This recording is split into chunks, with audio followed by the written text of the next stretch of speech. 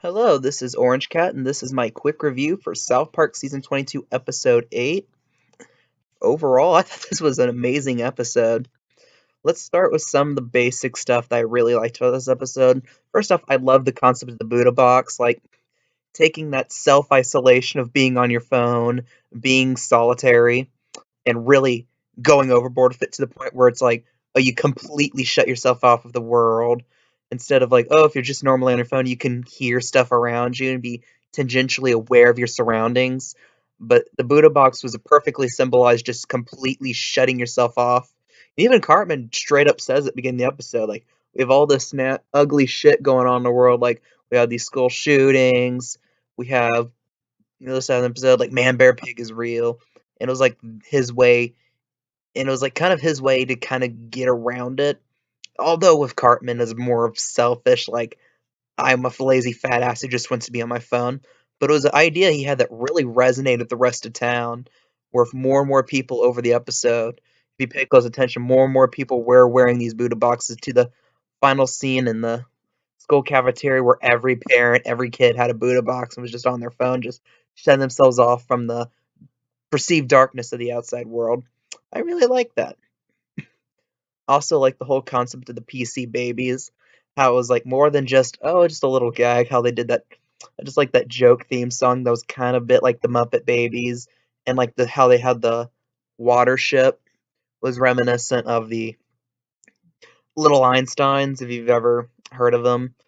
And I bet they included them because I'm not sure, but I think Trey Parker and Matt Stone have like young children, so they're watching a little bit of it. Like they made an Octonauts reference last season, so that's seeping into the show, and I just thought it was kind of clever how they fit it in because it actually fit in pretty well with the episode, the whole PC babies, and also how the protests went from like more obvious stuff in which you do see being protested to like people talking about, oh, Cosmo's being called pussy drinks, oh, black Russians, and like the whole thing about white people with dreadlocks, that whole cultural appropriation stuff, to something just completely random and at best very vaguely a PC cause, like protesting the construction of the building because it was being funded by the county rather than being funded by the state because of a complex reason that might have something to do with race.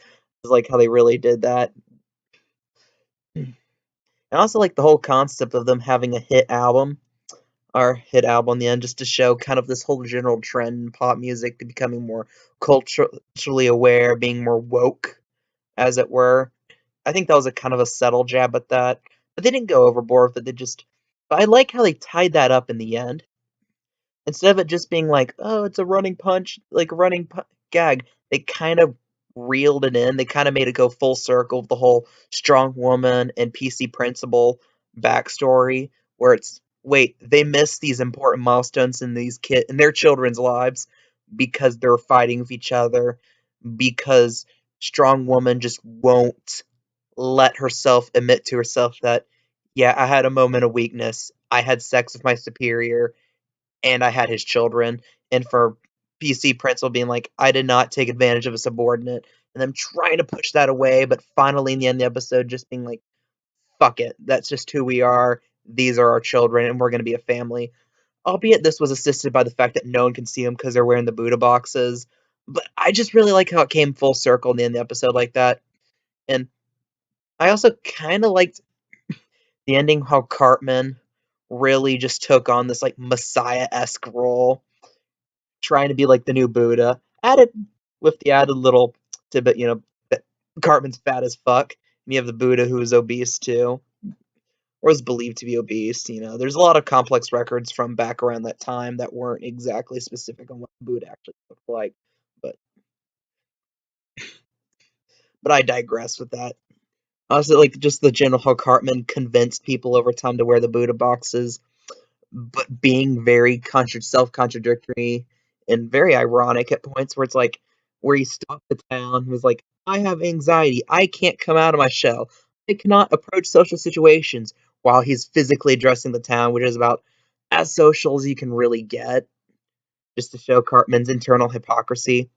And also just this messiah-esque role he's taken on, a lot similar to the Do the Handicap Go to Hell, probably doubleheader they had way back in the day, where Cartman became his own, like, founded the church purely just to make money by making the kids $1 in the box. That type of mentality. And it really harkens back to that without directly ripping that off. And that's just something I really like because that's classic Cartman. Cartman is a megalomaniac. Cartman will go to extents to exploit people for his own gain. And it really highlights that well. If there's anything I didn't really like about this episode, it was maybe the fact that they kind of dragged on with the, oh, it's PC babies. PC babies everywhere. There's some at the border. There's some at your local liberal arts college. I think that just concept dragged a little long, which made it happy that the end of the episode wasn't just one more big PC gag. It was this coming full circle with the whole back plot of the season with Strong Woman and PC Principal. And I just really like that. And they left it open ended for the next episode. But and usually don't like that when South Park does it. But I think in this case, South Park actually did a solid job with building these plot lines I'll be addressed in the last 2 episodes of the season. So I'm looking forward to next week. I'm going to rate this episode a 9 out of a 10. I think so far this is probably the best episode of the season, and a step above the doubleheader they just had a couple weeks ago. So, what do you think about this episode?